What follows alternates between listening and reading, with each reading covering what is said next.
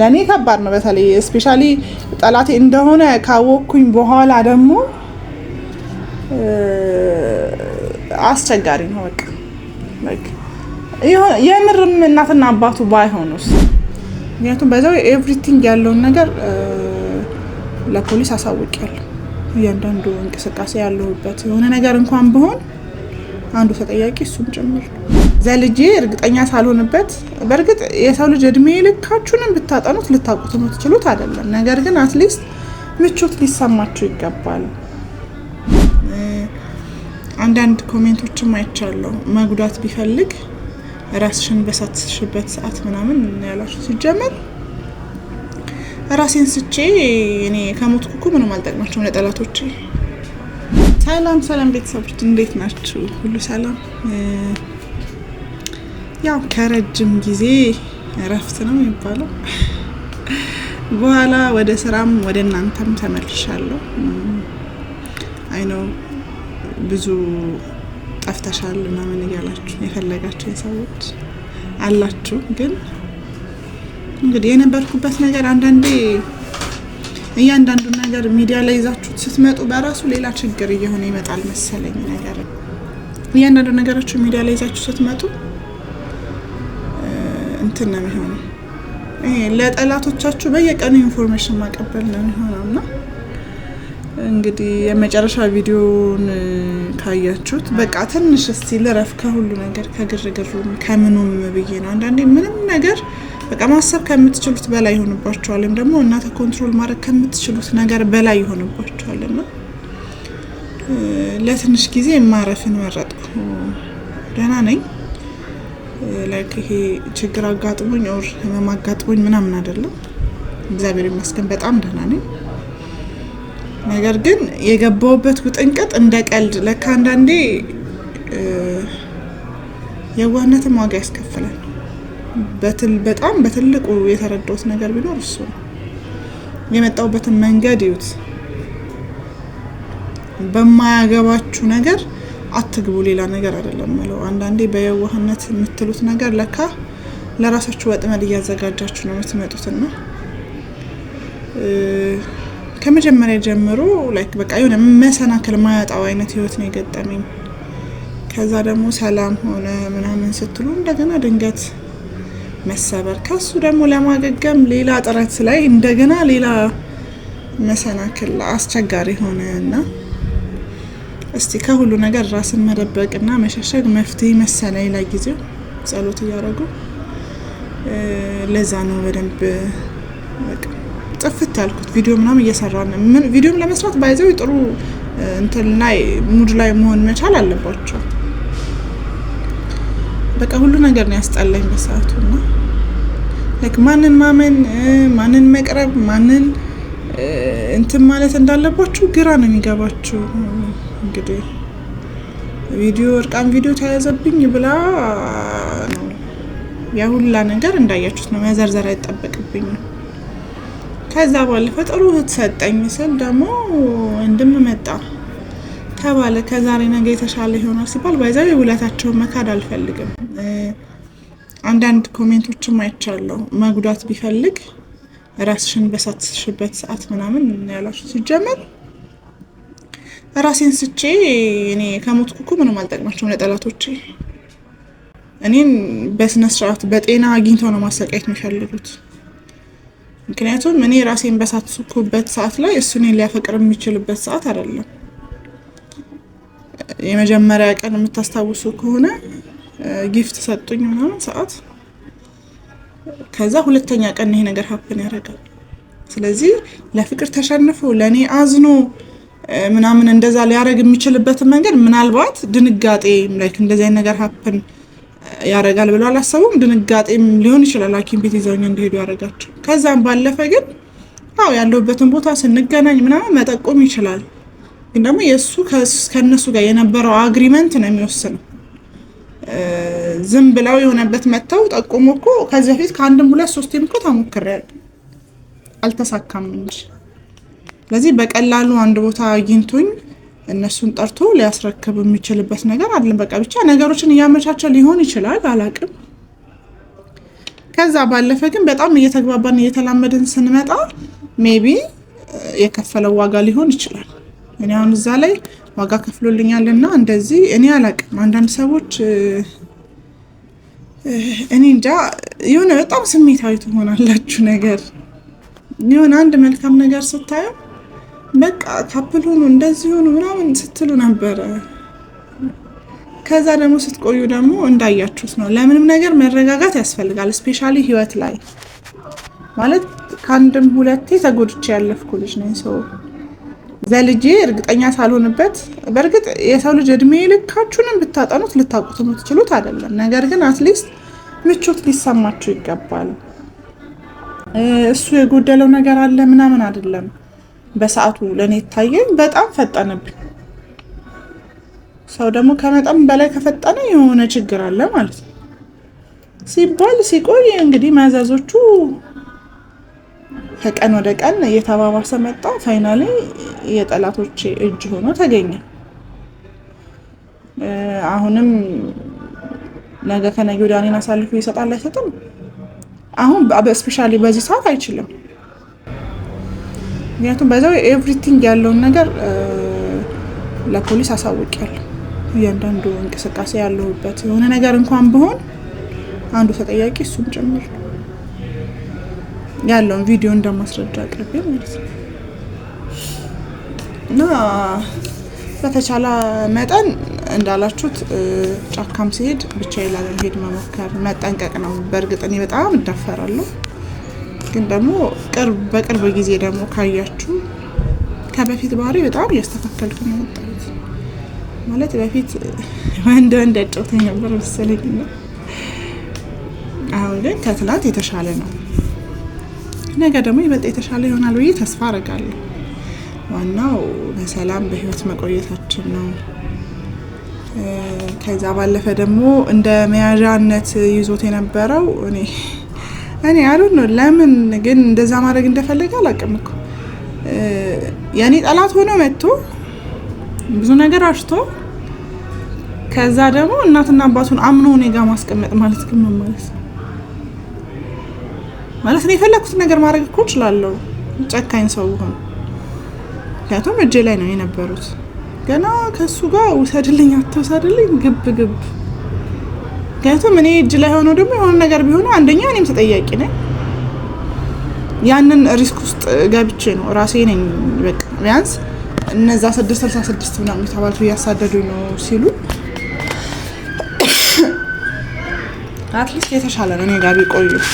ላይክ እናት አባት ያለው ሰው ያውቃል። ግን ደግሞ ልጃቸው የኔ አሳዳጅ ሆኖ እኔ እናትና አባቱን እዛች ጋር መጠበቅ ይመጣል። ላይክ እናንተ ብትሆኑ ታረጉታላችሁ? ከባድ ነው፣ ለኔ ከባድ ነው። በተለይ ስፔሻሊ ጠላቴ እንደሆነ ካወቅኩኝ በኋላ ደግሞ አስቸጋሪ ነው። በቃ ላይክ የምርም እናትና አባቱ ባይሆኑስ? ከዛ ቆም ብዬ ሳስብ ለራሴ ነው ግራ ሲገባኝ የነበረ። ሲቀጥል የእሱ የሚግባባው ልጅ ምናምን ብዬ ያገኘሁት ራሴ ፈልጌ ያገኘሁት ልጅ እናትና አባቱ እነሱ ናቸው ምናምን ብሎኛል ፎቶ ላይ ያሳየቸው። ከዛ ግን ባይሆኑስ ነው። ምክንያቱም ወንድሜ ነው ብላ አምጥታ ያስተዋወቀችኝ ልጅ እህቱ አለመሆኗን ከደረስንበት አሁን እናትና አባቴ ናቸው ብሎ ያመጣቸው ደግሞ የምታስታውሱ ከሆነ እኮ አንድ ከእህቱ ጋር እኔ ለቫኬሽን ይዞ መውጣት እንደሚፈልግ ሲነግረኝ ነበር። በመሀል እህቱን ፈጠነች መሰለኝና እንደዛ ዋጋ ተከፍሎ የተያዘን ቪዲዮ ካላጠፋሽ ብላ መጣች። ከሷ ጋር ያለን ነገር ተራራቀ። ከዛ ሲቀጥል ደግሞ ብቻዬን ይዞ ሊሄድ አይችልም። እንግዲህ ምን እንዳሰበ አላውቅም፣ እርግጠኛ ለመሆን ሄጄ ቢሆንስ በቃ አመኛቸው ሄጄ ቢሆንስ ማሰብ አልፈልግም። ከዛ ባለፈ ደግሞ በቃ ይበልጥ ውስብስብ ነገሩ እንደሆነ ያደረገው ከዛችን ቀን ጀምሮ እህቱ እሱ ጋር እንደማትኖር ነው የነገረኝ። እሱም የተናገረበት ጊዜ ምንድነው የምታስታውሱ ከሆነ ተሸፋፍነው ምናምን የመጣ ጊዜ እያሳደዱ ነው ምናምን ያለ ሰዓት በጣም ቆይቶ ማለት ነው። እህትህ ላይክ እኔ አንዳንዴ ችግር የምንሆን ታውቃላችሁ፣ በቃ ካመንኩ የሆነን ሰው አመንኩኝ ነው። ሰንበዲ ከውጭ ኢንፎርሜሽን ከሚሰጠኝ ከዛ ሰው ነው መስማት የምፈልገው። ቆይ ከዛሬ ነገ ይነግረኛል ሪል ከሆነ ምናምን የሚለውን ነገር ነው እየጠበቅ ቀን በቀን ነው እያገኘሁት ያለሁት። አትሊስት ከኔ ጋር ሲሪየስ ነገር ከሆነ እየፈለገ ያለው ምናምን ዋይ ኖት በቃ ሳይል ያለው ነገር ይሄ ነው እንዴ። እስከ ቅርብ ጊዜ እኮ እስከ ላይክ የመጨረሻው ቪዲዮ ከመጨረሻው አንድ ቪዲዮ በፊት መሰለኝ እስከዛ ድረስ እኮ በቃ እህቴ ነች ብሎ ነው ሲገገም የነበረው። እዚህ በዛ ልክ መሄድ ከቻለ what about ከጀርባ የተደበቀ ነገር አለ ማለት ነው። ይሄ አንቺን መብራት ቢፈልግ ኖሮ ቀላል ነበር እስካሁን ድረስ አሳልፎ ይሰጥሽ ነበር ላላችሁ ሰዎች ካሁን በኋላስ ምቹ ሁኔታ ቢያገኝ ላለመስጠት በምን እርግጠኛ ትሆናላችሁ? ከሀስ ከፐኮ የተነካካ ነገር ነው ያለው። ፍቅረኛው የተባለችው ልጅ የነበረችውን አስቡ። የሆነው ነገር አይታችኋል። እኔ እንደው ሌላ ሚዲያ ላይ ያያችሁ እናንተ ናችሁ ኢንቦክስ የምታደርጉልኝ ኢቭን ኮሜንት ላይም ምናምን ቴሌግራም ላይም የምትጽፉት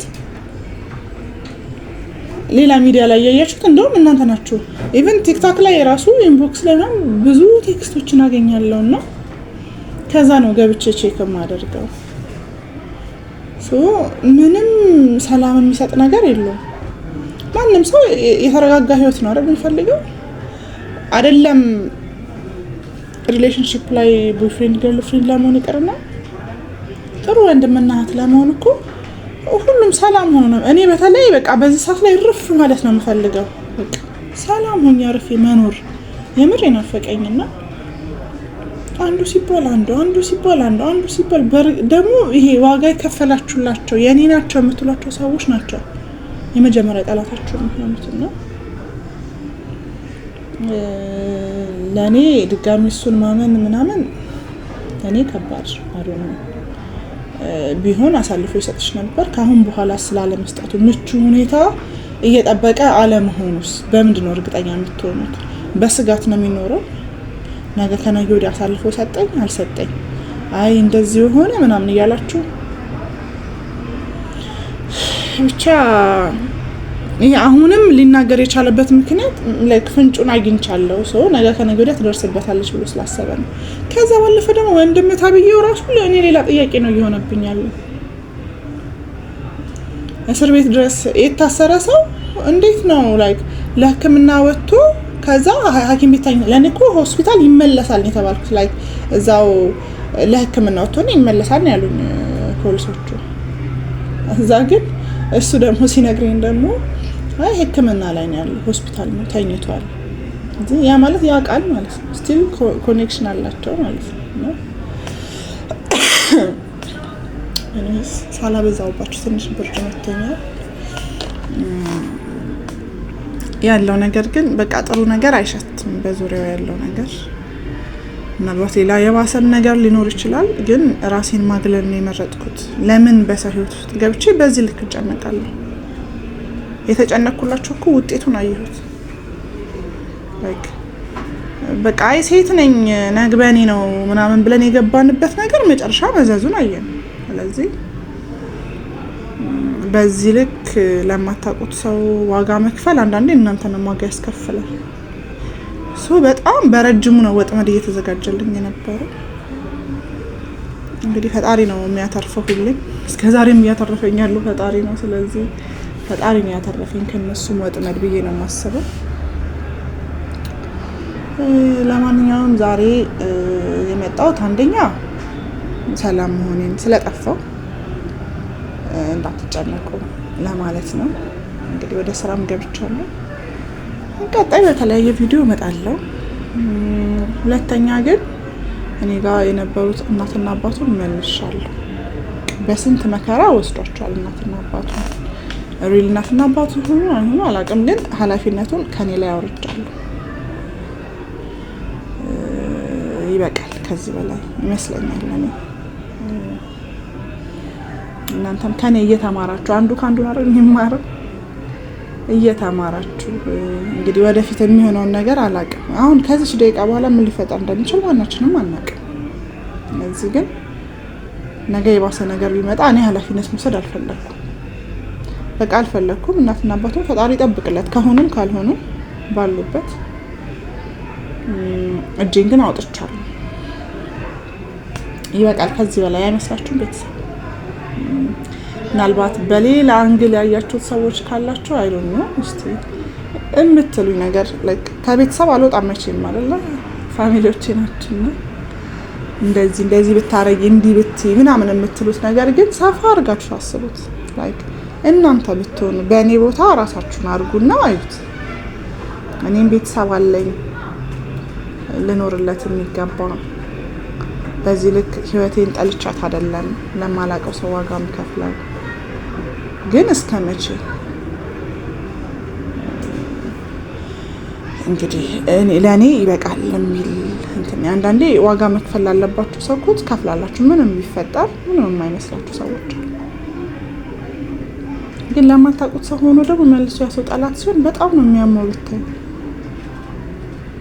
እና ለእኔ በሰዓቱ አሁን ላይ የሚሰማኝ ነገር በቃ ራሴን ማራቅ ነው።